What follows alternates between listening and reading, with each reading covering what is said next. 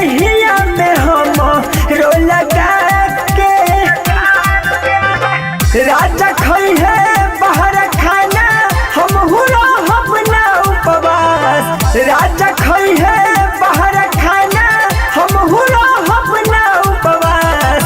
आज बड़े लेके सुत भटा गई बारात आज बड़े लेके सुत भटा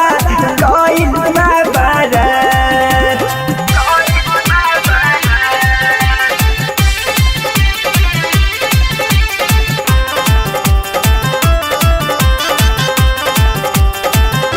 आया चक्के गोलुआ दीवाना